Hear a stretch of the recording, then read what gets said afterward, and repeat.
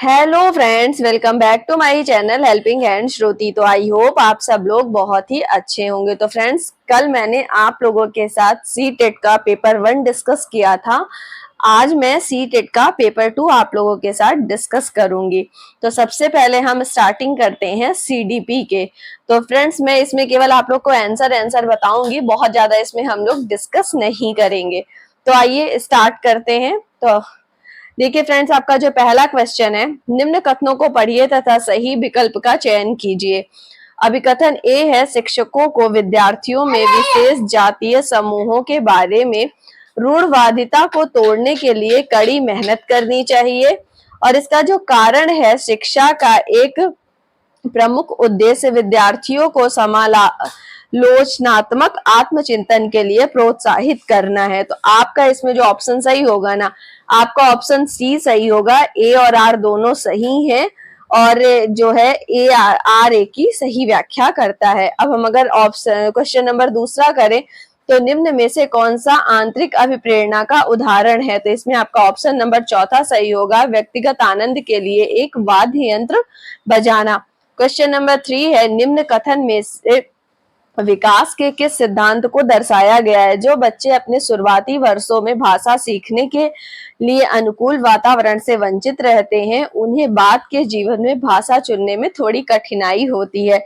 तो आपका तीसरे में सही हो जाएगा, ऑप्शन नंबर 3 सही हो जाएगा। भाषा के विकास का एक संवेदनशील काल है। क्वेश्चन नंबर चौथे की अगर हम बात करें, अधिगम के सामान्य सिद्धांत बताते हैं कि विद्यार्थी बेहतर रूप से सीखते हैं यदि शिक्षक। तो चौथे का आप में तीसरा सही हो जाएगा, पहले तर्क और कारण के संदर्भ में अवधारणाओं पर चर्चा करे और फिर विचारों को सत्यापित करने के अवसर दे। क्वेश्चन नंबर 5 है आपका, एक शिक्षिका अपने विद्यार्थियों को अभिसंज्ञात्मक कौशल विकसित करने में मदद करना चाहती है। निम्न में से कौन सी रणनीति सबसे अधिक प्रभावित होगी?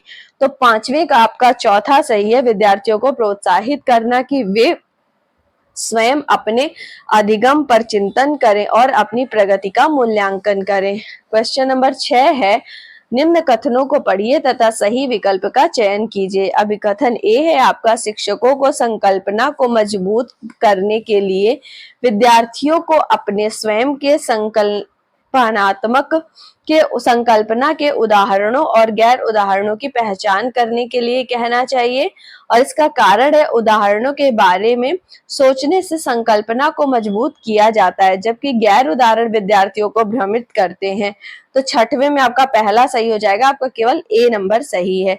अगर मैं सातवें की बात करूं, तो माध्यमिक कक्षाओं में अधिगम के लिए एक अनुकूल कक्षा का वातावरण पर केंद्रित होता है। तो सातवें में आपका चौथा हो जाएगा, सहकारी अधिगम पर केंद्रित होता है। आठवां देखिए, जटिल समस्याओं से जूझ रहे अमन के समस्या समाधान कौशल विकसित करने में एक शिक्षक किस प्रकार मदद कर सकता है? तो आठवें में आपका पहला सही होगा, उसे मंथन करने और विचार उत्पन्न करने के लिए प्रोत्साहित करके। नौवां देखिए, बोध आधारित शिक्षण का अंतर्निहित सिद्धांत यह विश्वास है कि, नौवे में देखिए आपको कौन सा सही होगा, दूसरा सही हो जाएगा। ऐसा करने के लिए एक सुविधाजनक वातावरण प्रदान किए जाने पर विद्यार्थी ज्ञान का निर्माण कर सकते हैं। 10वां, वह विद्यार्थी जो पठन कौशल वैकल्पिक से जूझ रहे हैं को पढ़ना सिखाया जा सकता है। ऑप्शन नंबर 3 सही होगा आपका, प्रणालीगत ध्यानात्मक प्रशिक्षण के माध्यम से। अगर हम 11वें की बात करें, तो निम्न में से कौन सा समूह उन विशिष्टताओं का सही ढंग से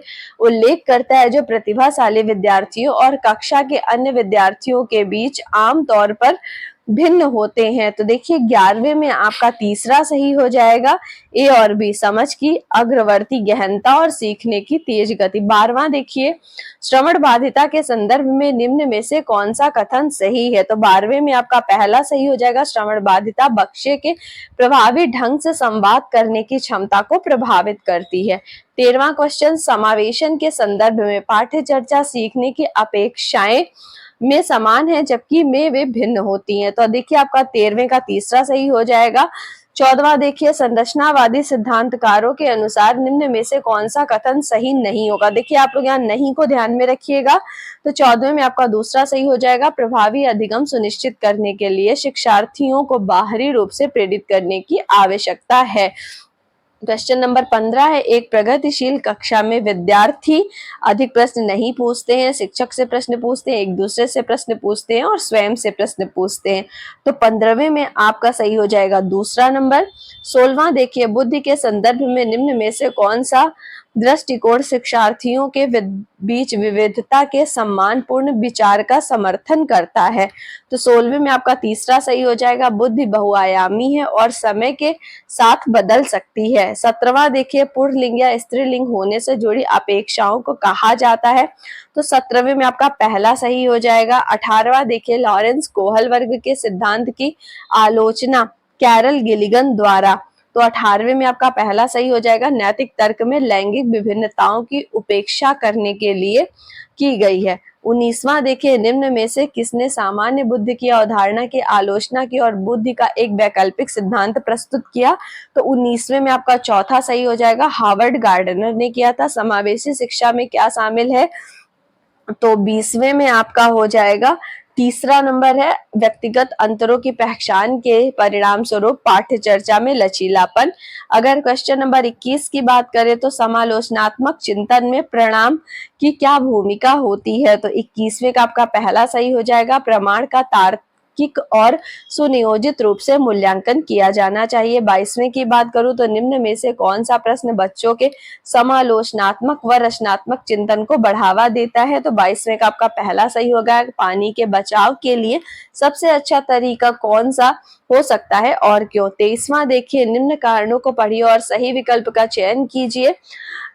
अभिकथन है, बच्चों में संज्ञानात्मक विकास पर भाषा के प्रभाव पर जीन पियाजे और लेव वाइगोत्स्की के दृष्टिकोण में भिन्नता है और इसका जो कारण है, खोज अधिगम में शिक्षा अवसर प्रदान करता है और विद्यार्थी स्वयं जानकारी प्राप्त करने के लिए उन्मुख होते हैं। तो 23वें में आपका देखिए चौथा सही है, ए और आर दोनों सही है परंतु आर ए की सही व्याख्या नहीं करता है।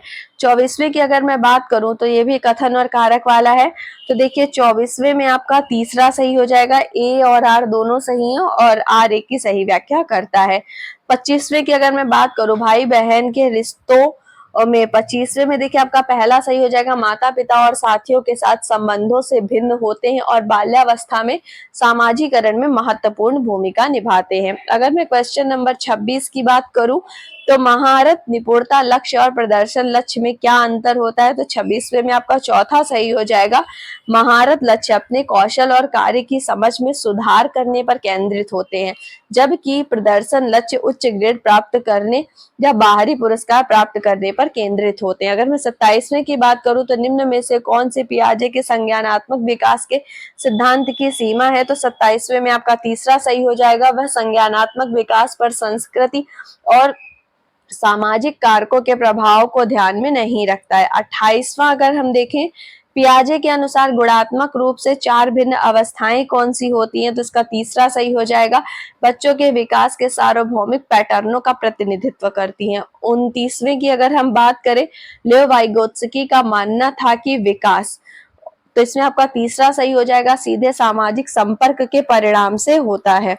अगर हम तीसरे क्वेश्चन की बात करें आपसे 30वें की, तो देखिए अभिकथन और कारक वाला है, तो इसमें हम बात करें तो आपका पहला सही हो जाएगा, ए सही है परंतु आर गलत है। तो फ्रेंड्स ये मैंने आपके साथ सीडीपी के 30 क्वेश्चन डिस्कस किए। पेपर मतलब मॉडरेट बोल सकते हैं, बहुत इजी भी नहीं था। तो प्लीज आप लोग कमेंट बॉक्स में कमेंट करके जरूर बताइएगा कि आप लोग के इसमें से कितने क्वेश्चन जो है वो सही हो रहे हैं। तो फ्रेंड्स कुछ देर में मैं आपके साथ एक अगला वीडियो शेयर करूंगी जिसमें हम और क्वेश्चंस को डिस्कस करेंगे। तो फ्रेंड्स ये था आज का वीडियो। अगर आपको मेरा वीडियो अच्छा लगा हो तो प्लीज मेरे वीडियो को लाइक करिएगा और अगर मेरे चैनल पर पहली बार आए हैं तो मेरे चैनल को सब्सक्राइब करिएगा। तो फ्रेंड्स मिलते हैं अपने अगले वीडियो में।